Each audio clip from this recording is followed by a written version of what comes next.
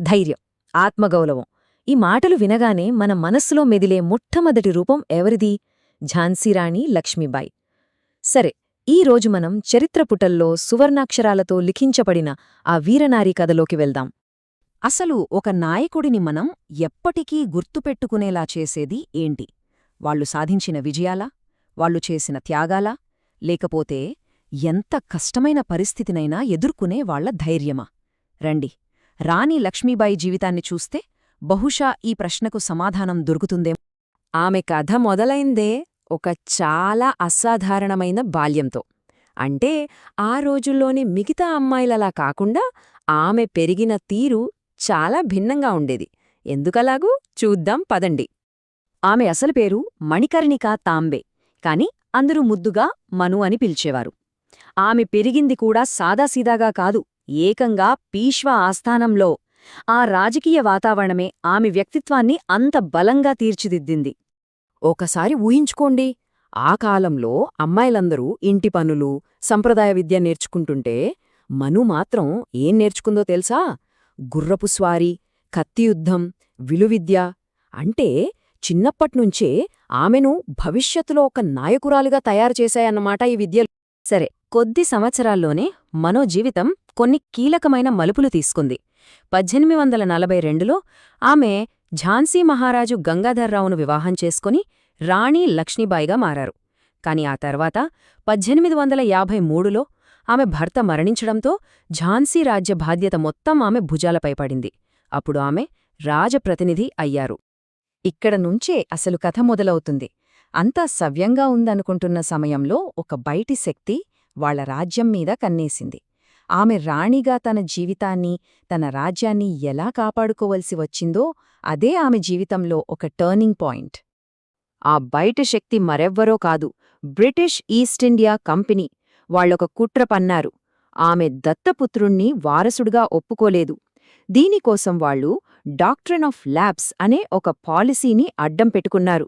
అంటే చట్టబద్ధమైన మగవారసుడు లేకపోతే ఆ రాజ్యాన్ని తీసేసుకోవచ్చన్మాట. అలా ఝాన్సీని కైవసం చేసుకోవాలని చూశారు. అప్పుడు ఆమె చెప్పిన ఒక్క మాట చరిత్రలో నిలిచిపోయింది. మై అప్నీ ఝాన్సీ నహీ దూంగి, అంటే నా ఝాన్సీని నేను వదులుకోను అని. ఇది కేవలం ఒక మాటగాదు, అదొక యుద్ధ ప్రకటన. ఆ క్షణం నుంచే ఆమె పోరాటానికి సిద్ధమైపోయారు. అయితే ఆమె కేవలం ఒక రాణిలా కోటలో కూర్చోలేదు. పరిస్థితులే ఆమెను ఒక గొప్ప సైనిక నాయకురాలిగా మార్చేశాయి. సరిగ్గా అదే సమయంలో, అంటే 1857లో భారతదేశమంతటా సిపాయిల తిరుగుబాటు మొదలైంది. ఇక లక్ష్మీబాయి ఆ తిరుగుబాటులో అత్యంత కీలకమైన నాయకుల్లో ఒకరిగా నిలిచారు. తన ఝాన్సీ స్వాతంత్ర్యం కోసం ఆ పోరాటంలో ఆమె కూడా భాగమయ్యారు. యుద్ధం తప్పదని తెలిసాక ఆమె వెంటనే రంగంలోకి దిగారు. ముందుగా తన సైన్యాన్ని మళ్లీ బలోపేతం చేశారు. అంతేకాదు, సాధారణ ప్రజలకు కూడా ఆయుధ శిక్షణ ఇచ్చారు. ఇక ఝాన్సీ కోటను శత్రువులు చొరబడలేని ఒక అభేద్యమైన దుర్గంలా మార్చేశారు. ఆమె గురించి చెప్పగానే అందరికీ గుర్తొచ్చే ఒక దృశ్యముంది. తన చిన్న కొడుకుని వీపుకు కట్టుకుని 2 చేతుల్లో కత్తులు పట్టుకుని గుర్రం మీద యుద్ధభూమిలోకి దూసుకెళ్లడం. అంటే చూడండి, ఒకే సమయంలో ఒక తల్లిగా, ఒక యోధురాలిగా. ఎంత అద్భుతం కదా! ఇప్పుడు ఆమె కథలో అత్యంత కీలకమైన ఘట్టం, ఆమె చివరి పోరాటం, ఆమె చేసిన ఆ మహోన్నత త్యాగం గురించి తెలుసుకుందాం. 1858 మార్చి నెల సర్ హ్యూ రోజ్ ఈయన నాయకత్వంలోనే ఒక భారీ బ్రిటిష్ సైన్యం ఝాన్సీ కోటను చుట్టుముట్టింది. ఆమె జీవితంలో ఇది చివరి అతిపెద్ద పోరాటానికి రంగం సిద్ధమైంది. అలా పోరాడుతూ యుద్ధభూమిలోనే ఆమె వీరమరణం పొందారు. అప్పుడు ఆమె వయసు కేవలం 29 ఏళ్లు. ఆలోచించండి, ఇంత చిన్న వయసులోనే ఒక దేశం మొత్తానికి ఆమె ఒక స్ఫూర్తిప్రదాతగా ఎలా నిలిచారో. ఆమె పరాక్రమం గురించి శత్రువులు కూడా చెప్పుకున్నారు. ఆమెతో పోరాడిన British general sir Hugh Rose ఏమన్నాడో తెలుసా? భారత నాయకులందరిలో అత్యంత ప్రమాదకరమైన వ్యక్తి ఆమె అని.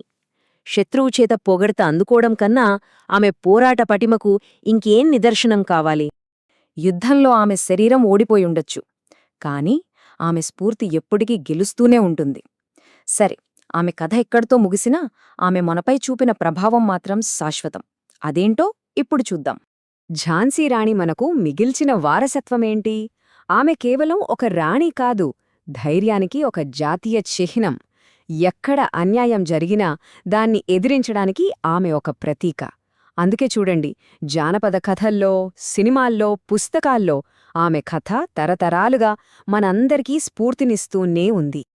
సో ఆమె కథ కేవలం చరిత్రలో ఒక పేజీ మాత్రమే కాదు, అది మనందరికీ ఒక పాఠం.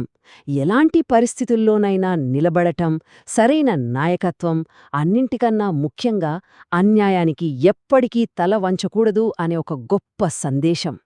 చివరగా రాణి లక్ష్మీబాయి కథ మన ముందు ఒక ప్రశ్ననుంచుతుంది. ఆలోచించండి, ఒక్క వ్యక్తి చూపిన ధైర్యం ఒక దేశం యొక్క గమనాన్ని, దాని కథను నిజంగా మార్చేయగలదా?